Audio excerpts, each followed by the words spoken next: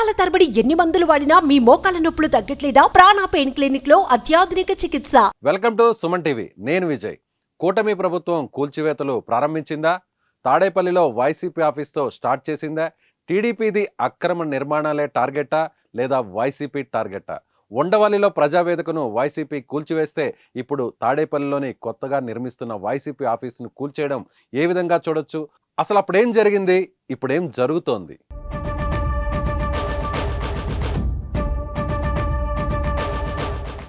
YCP office కూల్చివేత ఘటన గురించి మాట్లాడే ముందు ఒకసారి తప్పనిసరిగా గతంలోకి వెళ్ళాలి. 2019 జూన్ 26న ప్రజావేదిక కూల్చివేత గురించి మాట్లాడుకోవాలి. తెలుగుదేశం పార్టీ హయాంలో అమరావతిలో సీఎం చంద్రబాబు నాయుడు క్యాంప్ ఆఫీస్గా దీనిని వినియోగించారు.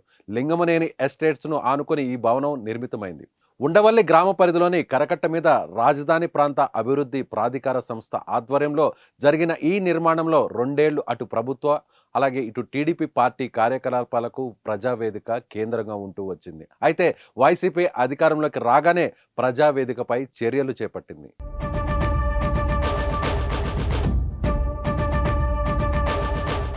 ప్రజావేదిక నిర్మాణం నిబంధనలకు విరుద్ధంగా ఉందని, అక్రమ నిర్మాణమని ఆరోపించింది. అక్రమ కట్టడాల కూల్చివేతను ప్రజావేదిక భవనం నుంచే మొదలు పెడుతున్నామని అప్పటి సీఎం జగన్ తెలిపారు. వెంటనే ఏ మాత్రం ఆలస్యం చేయకుండా కలెక్టర్ల సమావేశం ఏర్పాటు చేసి అధికారులకు కీలక ఆదేశాలు జారీ చేశారు.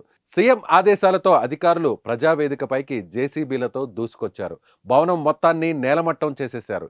ఏ అక్రమ కట్టడం పేరుతో టీడీపీ సర్కారు నిర్మించిన ప్రజావేదిక కూల్చివేతను చేపట్టారో ఆ స్ఫూర్తి రాష్ట్రమంతటా విస్తరిస్తుందని, ప్రభుత్వ స్థలాలను, చెరువులను, కుంటలను, నదులను ఆక్రమించి నిబంధనలకు విరుద్ధంగా నిర్మించిన ఎన్నో కట్టడాలను జగన్ సర్కార్ కూల్చివేయబోతుందని అప్పట్లో ఫ్యాన్ పార్టీ నేతలు చెప్పుకొచ్చారు. కానీ చెప్పినట్టు ఏం జరగలేదనే ఆరోపణలున్నాయి.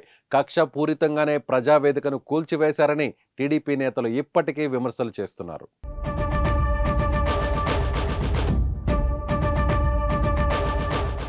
కట్ చేస్తే కరెక్ట్గా 5 సంవత్సరాల్లో కథ అడ్డం తిరిగింది. ఎన్నికల్లో వైసీపీ ఘోర పరాజయం పాలై టీడీపీ, జనసేన, బీజేపీ కలిసిన కూటమి ప్రభుత్వం అధికారంలోకి వచ్చింది. చంద్రబాబు సీఎం అయ్యారు. ఇప్పుడు తాడేపల్లిలో నిర్మాణంలో ఉన్న వైసీపీ కేంద్ర కార్యాలయాన్ని అధికారులు కూల్చివేశారు. స్లాబ్కు సిద్ధంగా ఉన్నటువంటి భవనాన్ని రాష్ట్ర ప్రభుత్వం తెల్లవారుజామున 5:30 భారీ పోలీసులు బందోబస్తు మధ్య కూల్చివేతలను ప్రారంభించింది. అక్రమ నిర్మాణం కారణంగానే నేలమట్టం చేస్తున్నట్లుగా సిఆర్డీఏ అధికారులు చెబుతున్నారు. దీనిపై మాజీ సీఎం, వైసీపీ అధినేత రెస్పాండ్ అవుతూ ఎంత మాత్రం కక్ష సాధింపు చర్యలకు తలగ్గేది లేదని, వెన్ను చూపేది అంతకంటే లేదని జగన్ ట్వీట్ చేశారు.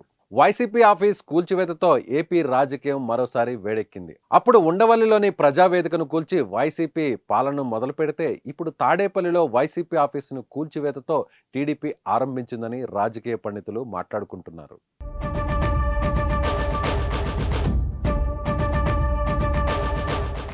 సుమన్ టీవీలో మీ పర్సనల్ అండ్ బిజినెస్ ప్రమోషన్స్ కోసం కింది నెంబర్కి కాంటాక్ట్ చేయండి.